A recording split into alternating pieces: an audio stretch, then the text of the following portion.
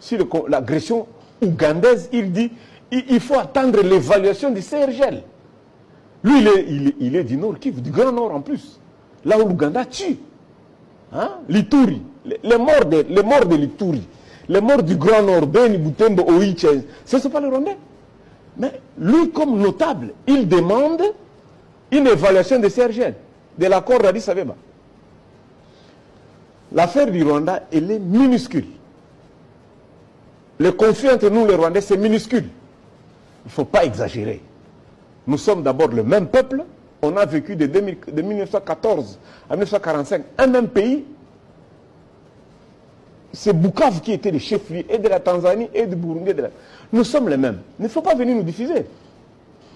Vous, les Kassaïens, là, vous acceptez que même les gens de Kwango acceptent qu'ils ont des frères angolais. Ceux du Nord, ils acceptent qu'ils ont des frères sud-soudanais ou centrafricains. Mais laissez-nous, les gens du Kivu, traiter avec nos frères rwandais. Il n'y a que nous que nous connaissons. Laissez cette question entre les mains des chefs coutumiers. Remettez seulement les conflits de l'Est entre les mains des chefs coutumiers. Ça va être réglé amicalement, sans problème.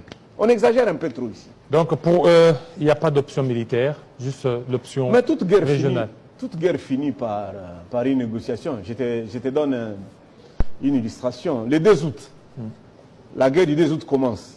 Le 7 août, il y avait déjà une rencontre entre les rebelles et les gouvernements. Tu sais quoi? Moussa avait refusé de rencontrer Kara. 5 ans après, ça s'est soldé par une négociation. Vous pouvez décider de vous rencontrer seulement à l'enfer ou au ciel. Mais après 6 mois, une année, vous allez toujours vous rencontrer, que ce soit en Angola ou à Addis Abeba. Alors, pourquoi gaspiller et les richesses du pays et le nombre de morts pour une question qui finira par une négociation? Lorsque vous décidez d'aller négocier avec les dirigeants des pays étrangers qui ne vous doivent rien, il faut reconnaître que Kagame ne nous doit rien et nous ne devons rien au Rwanda. Le conflit, c'est entre nous, les enfants du Kivu. Qu'on nous laisse gérer cette question-là entre nous, les enfants du Kivu. C'est aussi simple que ça. Et d'ailleurs, je vais faire une proposition. Si on remettait le gouvernorat entre les tribus minoritaires, je crois qu'il y aura une solution. Les tribus minoritaires? Oui, oui. C'est-à-dire?